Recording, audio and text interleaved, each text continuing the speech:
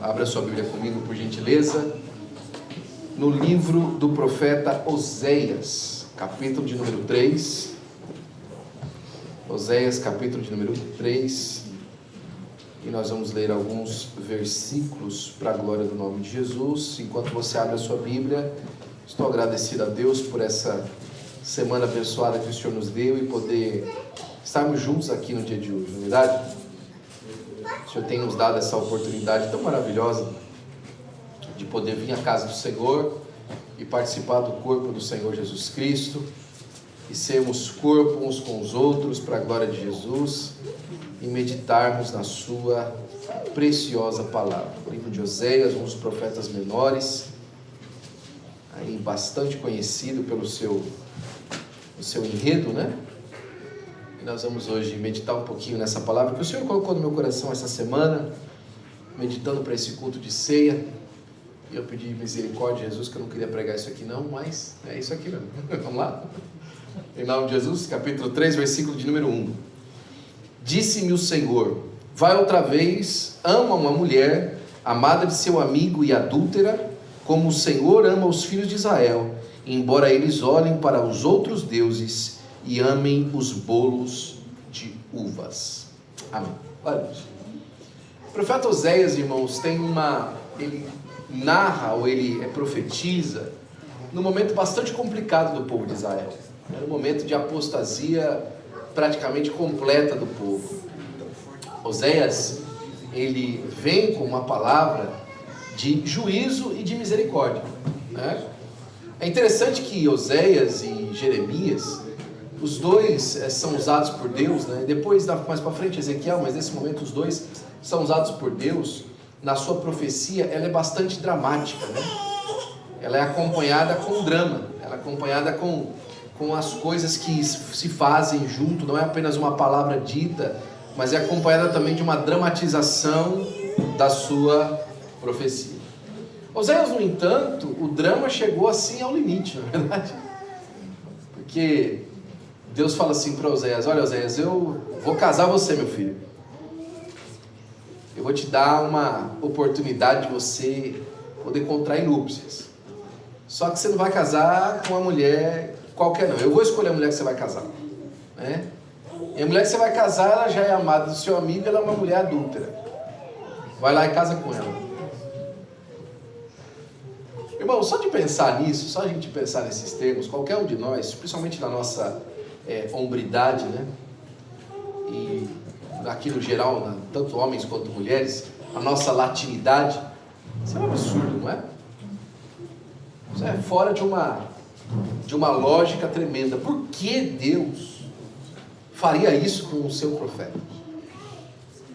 Por que Deus pediria para que ele se rebaixasse tanto, para que ele se humilhasse tanto na sua conduta? O que o texto vai dizer, e eu não quero ser de nenhuma maneira que é muito extenso no que nós vamos tratar nessa noite, é que Deus estava, na verdade, mostrando através de Oséias e da sua esposa o amor que ele tinha por Israel. Que mesmo Israel tendo adulterado, tendo buscado outros amores, Deus ainda insistia no amor por Israel, pelo seu povo, pela mulher que ele elegeu como esposa, né? Isso em qualquer lugar hoje, em qualquer bar que você entrasse, seria piada se você encontrasse um marido nessa condição. Um marido desse seria piada dos amigos, seria chocarrice das pessoas no trabalho, seria vergonha para o seu pai e para a sua mãe. Mas aqui na palavra de Deus, ele demonstra o tamanho da paciência de Deus com os homens. Ele manifesta até onde chega o aturar de Deus ao nosso pecado.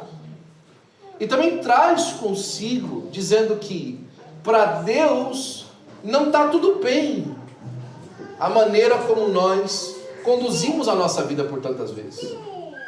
Para Deus não é alguma coisa que Ele consegue passar por cima facilmente por conta do pecado da nossa vida. Ou seja, Deus está dizendo: há um sacrifício da minha parte, quanto eu tenho a pessoa ou uma nação como Israel por mulher. Eu sou tratado pelas outras nações e apontado por aqueles que têm outras entidades como um Deus que não trata da sua própria casa.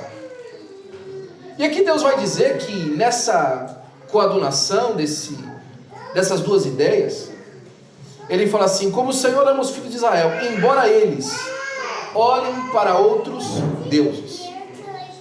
Existia uma consciência profunda naquilo que dizia a respeito do Senhor, de que Israel não estava contente em ter só Deus como seu Deus, de que que os homens de Israel não encontravam suficiência no Senhor, eles não encontravam confiança suficiente em Deus. A modernidade tem trazido isso para nós. Nós levantamos de manhã, oramos, falamos com o Senhor, mas nós vamos às notícias para saber se está tudo bem na cidade. Nós levantamos de manhã, falamos com o Senhor, mas nós temos certeza absoluta de que os nossos passos e aquilo que nós vamos fazer está seguro nas circunstâncias que nós cercamos a nossa vida. Bom, não há nada de errado em ser prevenido, a Bíblia nos ensina isso. Não há nada de errado em ser correto nos negócios, ser correto na sua caminhada, ser um bom administrador, a Bíblia nos ensina isso. Mas quando a nossa boa administração e a nossa caminhada substitui a confiança em Deus, capítulo 22 do segundo livro de Samuel encontra um enredo muito diferente daquilo que a gente encontra Davi. O texto começa dizendo, em 2 Samuel, capítulo de número 22, que Satanás instigou o coração de Davi para contar o povo. Satanás falou assim para Davi: conta o povo, vamos ver quanto forte nós estamos, vamos ver quantos homens de guerra nós temos, quantos cavalos nós temos de guerra, vamos ver se a gente tem condição aí, né, estamos forte.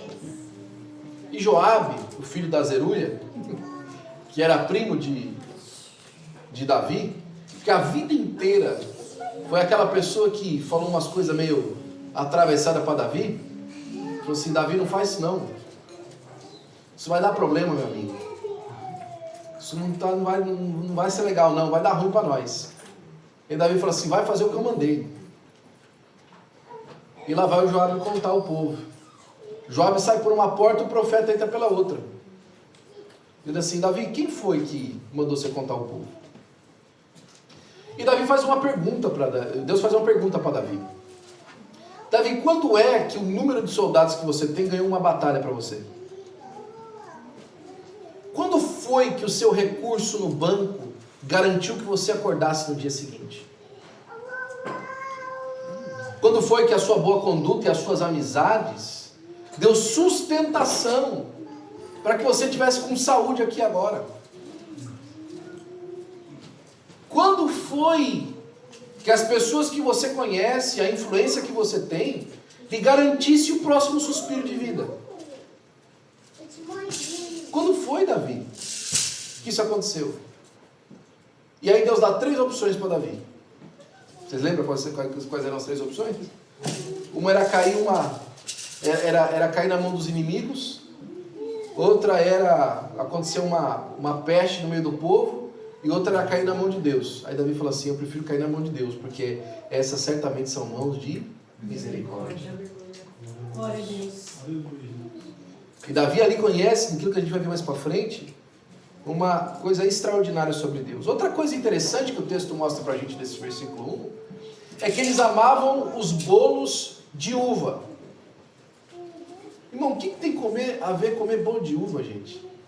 Toda vez que a gente vê esse negócio de comida na Bíblia, o pessoal, principalmente quando é no Antigo Testamento, o pessoal meio que dá uma torcida no nariz. Agora vai começar a falar do que a gente pode comer, do que a gente pode comer. Mas é interessante que a dieta, ela tem uma conotação muito espiritual daquilo que a nossa mente ou o nosso coração deseja. Por exemplo, não fica bravo comigo, tá? Eu não vou ficar bravo comigo mesmo também. Se você gosta muito, por exemplo, de fast food, se você gosta muito de lanche, de comida, você tem uma tendência a ser uma pessoa pragmática que gosta das coisas resolvidas rápido. Né? Se você gosta de comida, por exemplo, sofisticada, que para você a comida tem que ter um toque de cultura, você tem um caminho muito grande andando aí pela ser uma pessoa snob. E cada tipo de comida revela uma certa personalidade. Ainda que isso não seja uma realidade completa na sua vida, que você se policie para não ser de um jeito ou não ser de outro, né? Mesmo que você gosta muito você tem essa tendência para ser uma pessoa pragmática, você busca para buscar Deus e não tomar decisões, o tipo de comida que você come, a maneira como você interpreta a sua comida, diz muito a respeito de como você vê a vida. Isso em todas as áreas da sua vida. Isso é filosofia 101. Isso é psicologia básica, né? Por exemplo, né, psicólogas?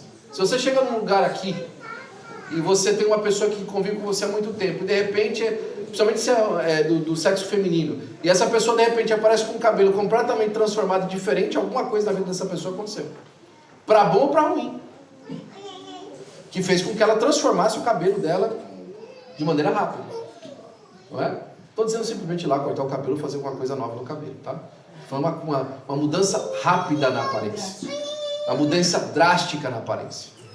Alguma coisa aconteceu. São reveladores. O problema do bolo de uva aqui é que a uva era a matéria-prima. E a uva, ela também, além de produzir, de você fazer um bolo, você tirava dela também o vinho. A diferença é que era muito mais fácil, muito mais rápido fazer o bolo do que tirar vinho. Que produzir vinho através da uva. O bolo você pegava a uva, cortava ela no meio, no caso aqui a ideia era a uva passa, você deixava ela secando, ou seja, ela perdia todo o seu suco, você amassava com a massa e comia depois de assada, acabou. A uva não, o vinho não. O vinho você tinha que pisar. O vinho tinha toda uma produção que durava, que gastava mais tempo até que o produto dele chegasse. O que Deus estava falando para o povo? Vocês não querem ter o processo de tirar o melhor. Vocês se contentam com aquilo que simplesmente satisfaz a barriga de vocês com fome. Vocês não se contentam em passar pelo processo. Vocês querem comer as coisas antes da hora. Vocês querem resolver as coisas de uma vez. E Deus se desagradava disso. Por quê? Porque enquanto Deus estava pedindo para o povo uma conduta, Moloque estava falando o seguinte: olha, passa seu filho pelo fogo, que eu vou te dar prosperidade. É facinho. Não precisa ter vida santa. Não precisa de andar direito. É só passar a criança pelo fogo e vai dar tudo certo. E sabe que quando a gente olha essa questão de passar a criança pelo fogo, a gente fala assim: imagina, pastor, como é que a gente vai fazer isso em 2025? Você está doido? Ninguém faz um negócio desse, né? Se você ver alguém botando uma criança no meio do fogo, você vai falar assim: vai chamar a polícia para uma pessoa dessa. É crime, pastor. Pois é. Mas quantas vezes o fogo que está passando, que nós passamos os nossos filhos, é as telas que estão queimando a retina deles? Quantas vezes o fogo que os nossos filhos não estão passando é o descaso do nosso cuidado sobre eles, porque nós estamos buscando o sonho americano, dizendo que é para eles, mas é para nós. Quantas vezes o fogo que está queimando os nossos filhos, que está fazendo a gente preferir os bolos de uva do que os vinhos da alegria que vem da presença do Senhor, é que a gente fala assim: eu prefiro estar em casa descansando nos dias das reuniões dos adolescentes ou das crianças da igreja, porque eu estou cansado durante o dia, e deixa ele, que ele vai entender de Deus sozinho. É a nossa falta de cuidado com o culto doméstico, com ensinar os nossos filhos a orar, com mostrar para os nossos filhos uma cultura cristã dentro de casa, que nós somos crentes. Em primeiro lugar, que antes do pai ter dinheiro e o pai ter condição de fazer alguma coisa na América, o pai deve tudo ao Senhor, a mãe deve tudo a Deus. Deus estava chateado com Israel, porque Israel parece que não percebia isso, né? Mas quando você vai passando e você chega, por exemplo, ao capítulo 4, abre aí comigo. Por causa disso, antes, enquanto você abre o capítulo 4, o versículo 4 do capítulo 3 dizia que, por causa dessa conduta, o povo de Israel ia ficar muitos dias sem rei, sem sacrifício e sem éfode. Sem rei porque não haveria liderança no meio do povo. Sem sacrifício porque não haveria restauração, né? E sem éfode porque não haveria iluminação da palavra.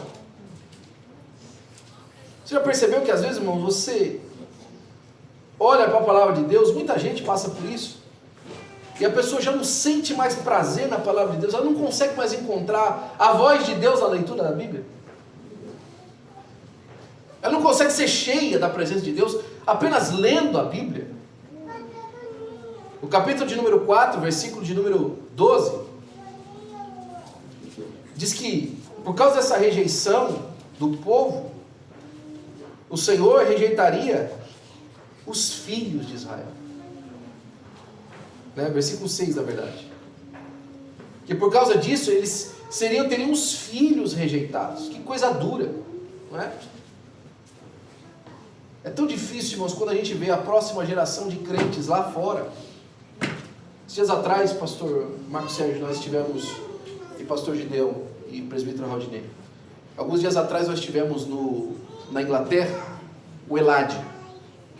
ELAD é o encontro de líderes da Assembleia de Deus, acontece a cada 2 anos. Num ano acontece o CONAD, no outro acontece o ELAD.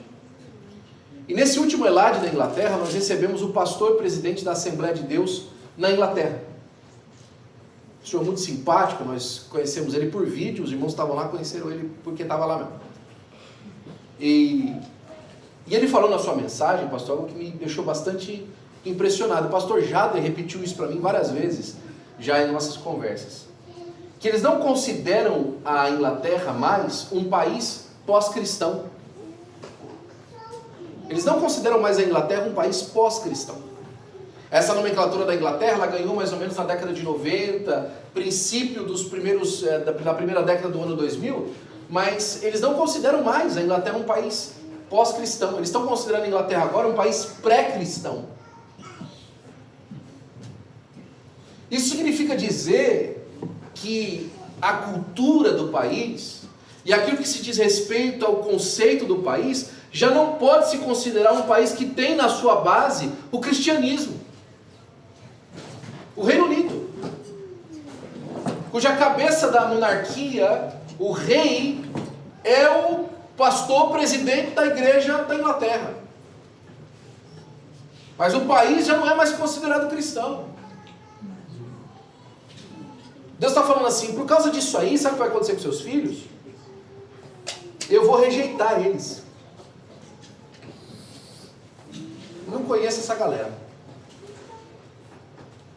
Mas quando parece tudo perdido, quando essas coisas começam a ficar dessa maneira e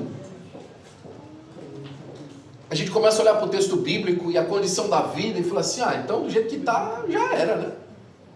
O que nós vamos fazer? O que nós íamos fazer aqui no culto, sábado à noite, se a condição que nós nos encontramos como povo, e quando eu falo povo, eu não digo na individualidade de nós, mas no conjunto das nossas famílias, onde tantos de nós tropeçamos em lugares diferentes, em problemas diferentes, em questões diferentes, e muitas vezes em descasos diferentes.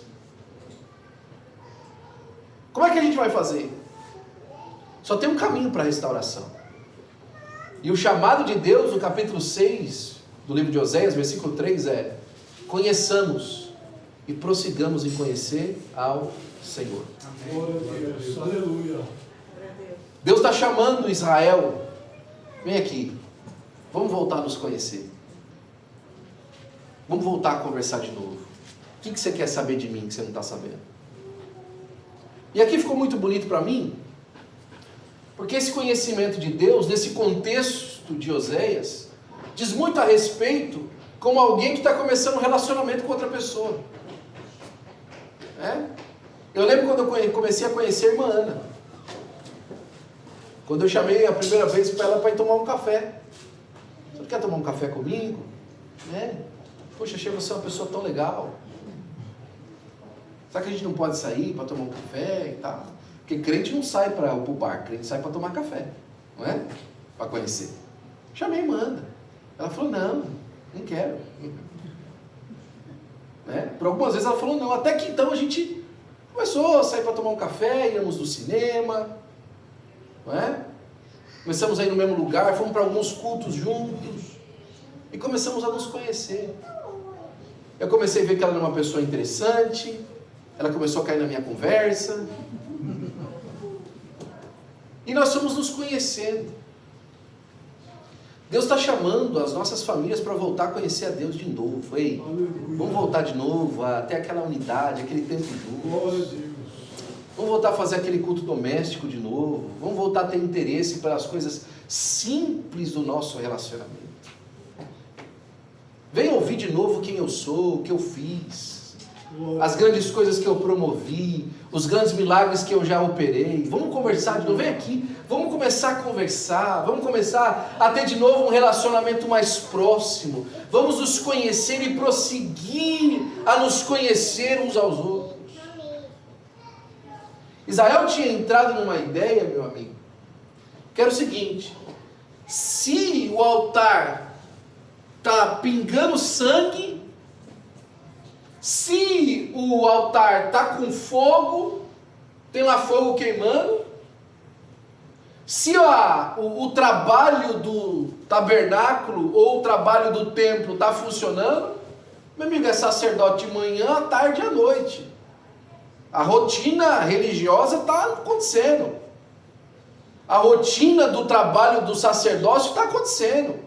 O pastor está indo fazer visita, os crentes estão vindo na igreja, nós temos aí trabalho a semana inteira, família cristã na casa de um, família cristã na casa do outro, não é?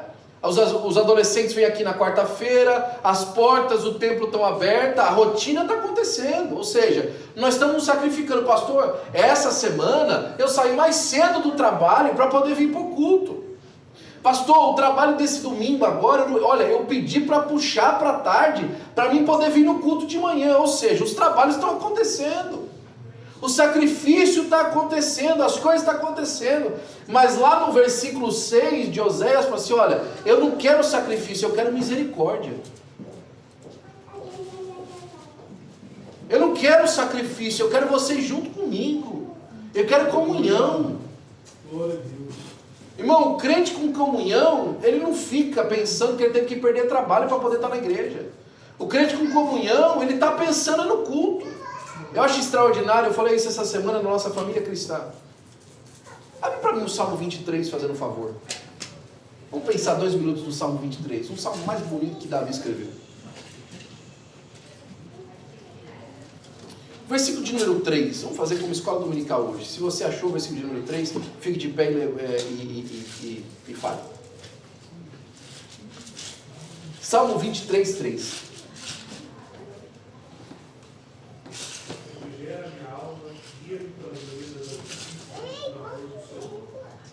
Versículo 4. Ainda que eu andasse pelo vale da sombra da morte, não temeria mal algum, porque tu estás comigo, tua mão não cairá. Versículo 5. Preparas uma mesa perante mim na presença dos meus inimigos, unges a minha cabeça com óleo, e meu cálice transborda. Aí ficou complicado para mim. Porque o versículo 3 e o versículo 4, ele está falando de coisa que dá ovelha, não é? Olha, liguei-me mansamente pelas veredas e tal, pelo amor do seu nome, ou seja, o pastor que tem responsabilidade e está cuidando do seu rebanho pela responsabilidade que ele tem. Ele entende que a ovelha é terra, então ele está fazendo isso pelo amor do seu nome, não é?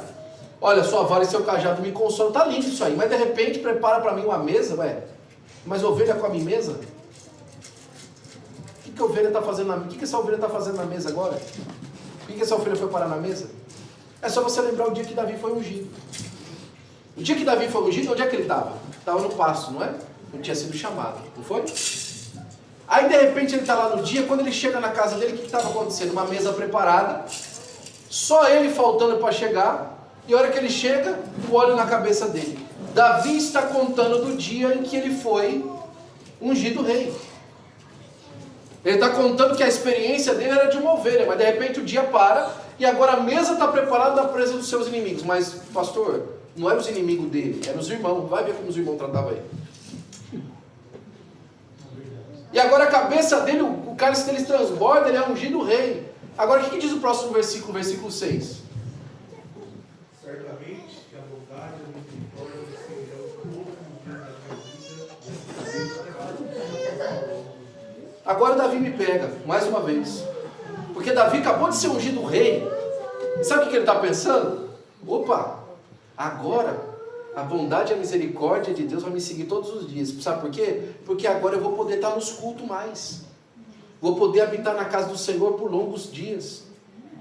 Davi acabou de sair, irmão, de flipador de hambúrguer do McDonald's para CEO da empresa.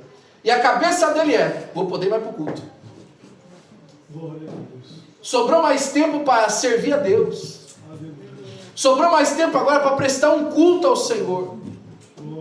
Davi não pensa na família dele. Olha, minha família agora, meus filhos agora vão ser príncipe. Não é isso que Davi pensa. Davi não pensa, a filha do vizinho agora vai ser rainha. Porque eu estou de olho nela. Davi não pensa no luxo da realeza. Davi pensa, o Senhor agora vai poder receber mais culto meu. Glória a Deus, aleluia. Glória. O que eu quero é misericórdia e não sacrifício. O que eu quero é vocês pertinho de mim, não que vocês ficam toda hora tendo que pedir desculpa, porque vocês estão longe. Para a glória do nome do Senhor Jesus Cristo. O culto que agrada a Deus não é religioso, é relacional. Conhecer a Deus não é saber sobre Ele, é estar rendido a Ele. Assim como a ceia é um altar onde o sacrifício está pronto, mas o coração sempre precisa ser entregue. Eu fico triste, irmão, quando os irmãos desprezam a ceia. Fico triste. Quando as pessoas desprezam a Santa Ceia. Eu vejo em alguns lugares, e desculpa a minha crítica direta a isso, onde a Santa Ceia é lá no fundo da igreja, um monte de copinho com um pãozinho pronto, e toma quem quer e foi entrando. Onde a Santa Ceia já não tem mais o rito da Santa Ceia. Ah, pastor, isso é religiosidade. E meu irmão, e você tomar um shot de suco de uva com um pedacinho de pão e achar que está tudo bem, é o quê? Não é religiosidade? Não é religiosidade? Às vezes a gente toma, irmãos, algumas coisas, obrigado meu amigo, a gente às vezes toma algumas coisas que nós fazemos como que, não, isso aqui é muito exagerado, e o contrário, irmão. E quando não existe cuidado nenhum sobre a maneira como se faz, e quando a coisa simplesmente, não, você pode fazer do jeito que você quiser, porque Deus se importa com o coração. Se Deus se importa com o coração, que tipo de coração está se apresentando? Qual que é o tipo de coração que está se oferecendo? Não, eu importo com o coração da minha esposa. E como é que está o coração dela? Toda vez que ela me olha, ela me despreza em casa. Me despreza no café da manhã, me despreza no almoço, me despreza na janta, me despreza no matrimônio. O que importa é o coração do meu marido. Faz 2 semanas que eu não vejo ele, mas o dinheiro dele está chegando aqui em casa, está pagando as contas e tal. Porque eu estou interessado no coração do meu marido. Às vezes a gente peca, irmãos, por não entender que quanto mais frios os nossos relacionamentos com Deus, mais a coisa fica longe. E parece que a gente está falando assim, não, está tudo certo entre eu e Deus, mas está mesmo. Está mesmo tudo certo entre nós e o Senhor. Essa é uma noite de reflexão, enquanto nós nos preparamos para tomar a ceia, e Deus nos preparando para cada vez estar mais perto deles. Olha o jeito que o mundo está, irmãos. Nós precisamos orar ainda por isso, né, Raul? Não precisamos lembrar disso aí. Aleluia, Jesus. Hoje o governo americano acabou de atacar o Irã.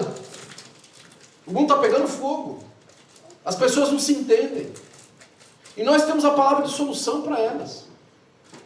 Esse é o momento da igreja estar gritando, ei! O pacificador de verdade está vindo, é o Senhor Jesus, Ele está voltando. Aleluia. Se arrependam. Glória a Deus. Aquele que traz uma paz que permanece para toda a eternidade, Ele está voltando. Glória a Deus. Jesus está voltando, se prepara. Aleluia, Jesus. Aleluia. Vamos apegar com o Senhor nessa hora final. É a hora que nós temos seriedade com a palavra que nós pregamos, seriedade com o compromisso para com Deus, seriedade para com a nossa família, mostrando o caminho do Senhor. Jesus está voltando. Glória a Deus. Aleluia. Para a glória do nome do Senhor Jesus Cristo. Aleluia. As profecias estão se cumprindo, irmão. O mundo não se entende mais. Eu lembro que o Dr. Ravi certa vez se encontrou, e ele contava essa história muito bonito.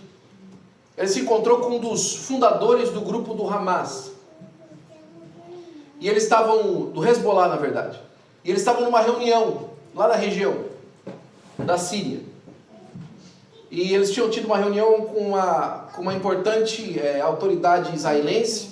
E agora eles estavam nessa casa do Sheikh Talel.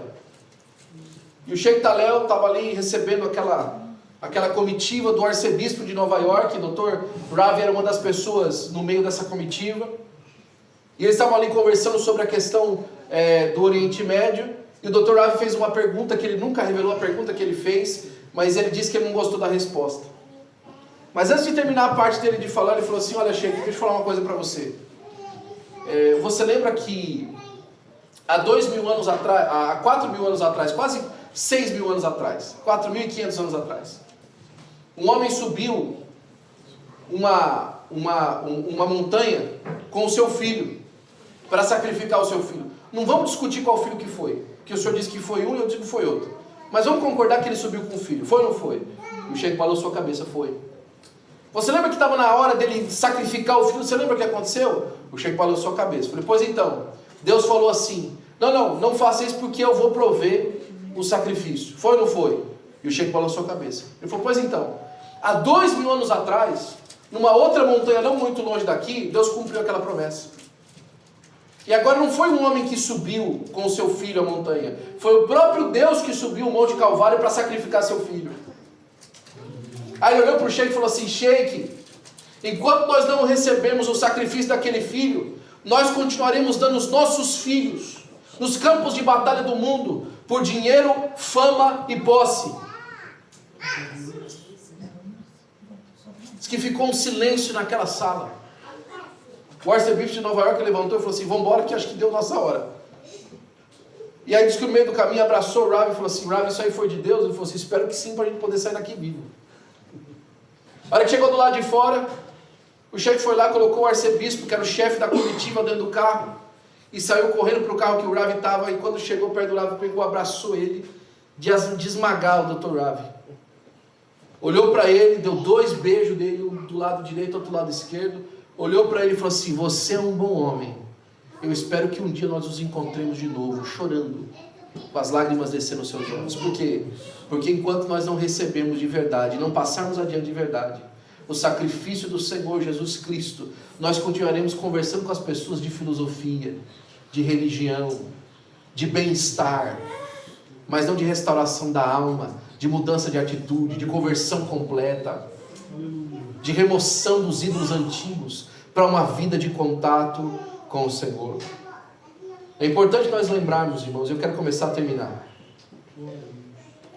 que o amor que nos comprou para o Senhor nosso Deus é quando nós ainda éramos pecadores. Paulo fala isso para a igreja de Roma de uma maneira muito clara, para que as pessoas entendessem que diante de Deus ninguém está voando por cima da crista da onda, não. Ele fala assim: quando Cristo morreu por nós, nós ainda éramos pecadores. Quando a vida do Senhor Jesus Cristo foi entregue pela nossa, ela foi entregue porque nós ainda éramos pecadores. É por isso que Paulo, quando vai escrever a Timóteo, fala assim: Timóteo, essa é uma palavra fiel e digna de toda aceitação, que o Senhor Jesus Cristo veio ao mundo para salvar os pecadores. Jesus Cristo não veio ao mundo para que você dirigisse um carro do ano. Jesus Cristo não veio ao mundo para que você morasse numa casa boa. Jesus Cristo não veio ao mundo para que você tivesse green card. Jesus Cristo não veio ao mundo para que a sua família fosse a família mais bonita. Jesus veio ao mundo para que você, pecador, fosse salvo. Aleluia! Essa é a maior realidade. Glória a Deus. Que tenhamos casas boas, em nome de Jesus. Que moremos em lugares confortáveis para a glória do nome do Senhor. Que possamos dirigir o melhor carro que tiver na América. O carro mais caro é para você, meu irmão. Mas que nunca se esqueça da consciência de que Jesus veio ao mundo para tirar você do inferno. Você ia para o inferno. Mas você não vai mais, porque Jesus te salvou. Glória a Deus, aleluia. Ele estendeu a mão dele, te tirou de um lugar onde você não podia sair sozinho. Tirou você da cova sem água, da cisterna sem água, e colocou você para habitar numa fortaleza de fé, para a glória do nome do Senhor Jesus Cristo. Glória a Deus. É aqui, irmão, que o véu se rasga de alto a baixo para Oséias. É aqui que a vida de Oséias, irmãos, começa a sentir um sabor de esperança. Porque ele estava casado com uma mulher que não tinha futuro, mas agora ele começa a perceber que o fato dele a abençoar restaura ela da sua condição. Ele dignifica essa mulher. Assim como o nosso relacionamento com Deus nos dignifica. Você é uma pessoa digna porque Jesus te fez digno. Glória a Deus. Te fez digno de estar de pé. Não é porque a dignidade está em você, é porque Ele te abençoou com a dignidade que estava nele. Aleluia. É por isso que hoje você pode se levantar, que você pode ficar feliz, que você pode ser alegre. Aleluia. Porque Deus restaurou a sua vida no Senhor Jesus Cristo. Glória. Ele nos comprou com sangue, mesmo quando éramos adúlteros espirituais. Assim também a ceia não celebra o nosso valor, mas ela celebra o valor do sangue do Senhor Jesus Cristo que nos alcançou. Aleluia. A ceia não é bater palma para nós mesmos. A ceia não é para me congratular a mim mesmo. Puxa, que extraordinário que você aceitou Jesus, hein? Um dos problemas do pensamento arminiano que muita gente critica é esse. É que como se nós nos congratulássemos a nós mesmos por termos aceitado Jesus. Olha, ainda bem que eu aceitei Jesus, né? Mas se isso não tivesse Jesus para aceitar, você ia fazer o quê? Você só aceitou Jesus porque tinha Jesus para aceitar. Você só recebeu Jesus porque Jesus se entregou para que você pudesse recebê-lo. Ou seja, se você aceitou uma maleta de $1 milhão, o valor não é seu de ter recebido a maleta de $1 milhão. O valor é da pessoa que te ofereceu a maleta.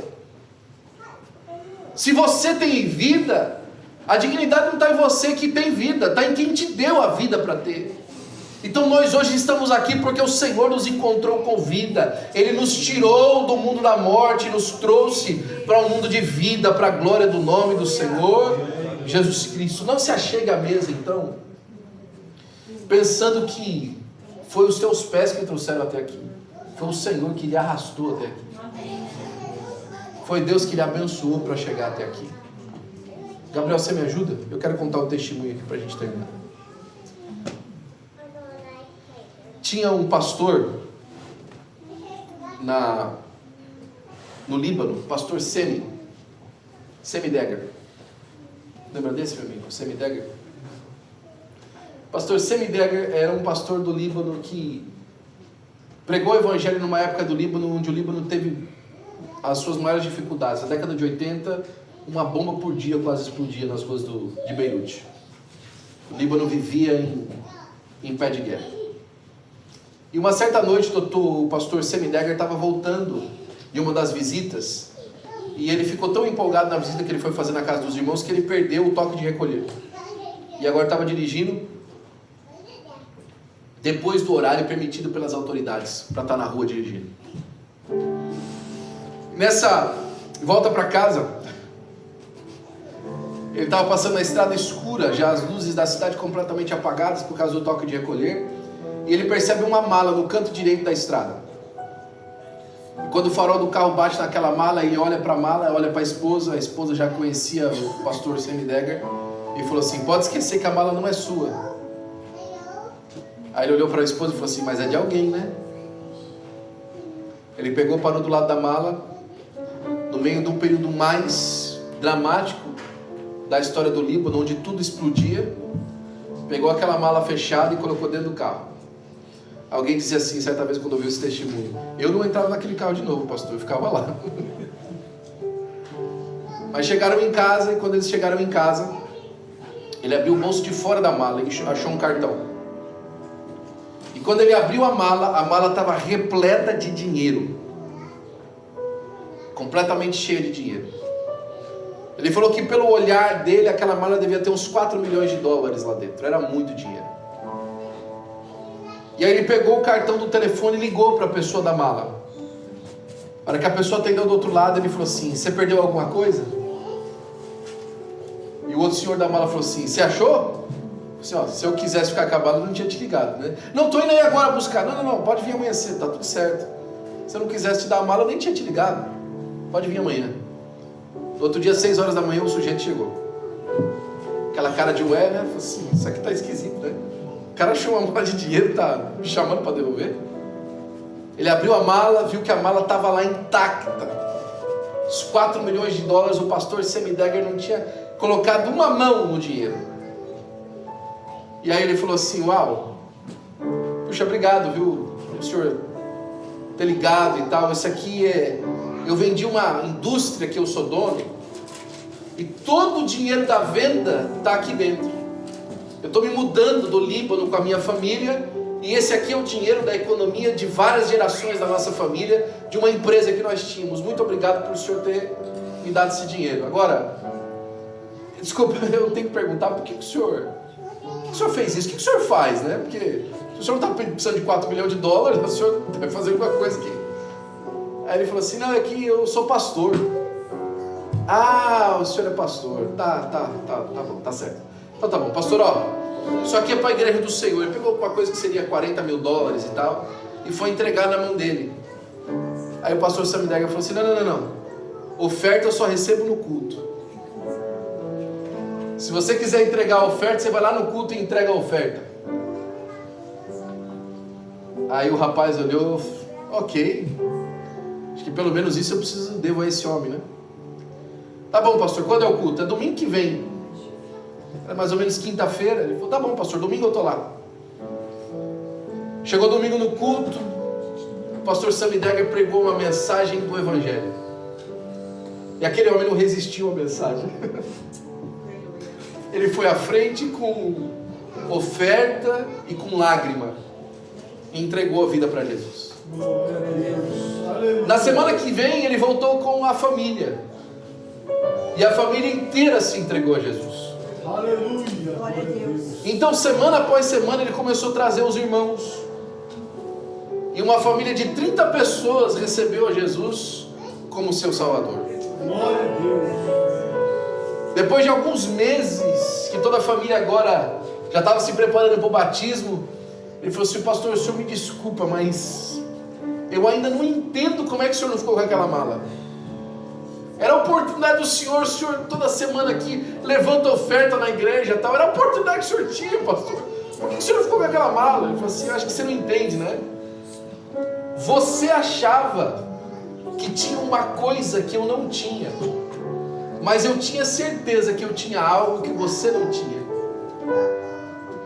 Você achava que o recurso que você tinha era alguma coisa que eu precisava, mas eu tinha certeza que aquilo que eu tinha recebido na minha vida era uma coisa que você não podia viver sem. Deus não quer sacrifício, Deus quer misericórdia. Deus não quer que a gente fique aí andando, sabe, como reis e rainhas da cocada preta. Deus quer que a gente saia por aí andando como servidores daqueles que vão se salvar. Pessoas que tenham consciência do sacrifício de Jesus, daquilo que foi feito por nós, para compartilhar muitas e muitas vezes com aqueles que precisam de Jesus. Fique de pé, por gentileza, eu quero orar por você. Aleluia. Nessa oração, onde você está mesmo?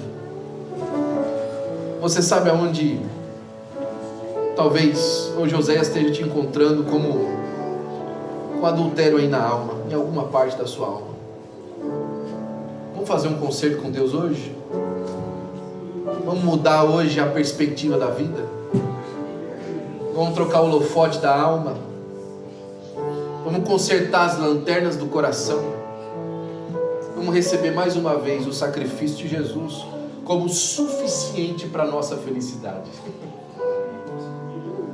Eu fico feliz, meus, que às vezes quando eu lembro do sacrifício de Jesus, a minha alma se enche de alegria. Aleluia. Glória a Deus. Sabe, podem decidir alguma coisa completamente contra nós naquela sala ali agora, mas a minha alma está feliz porque Jesus morreu na cruz para nos salvar.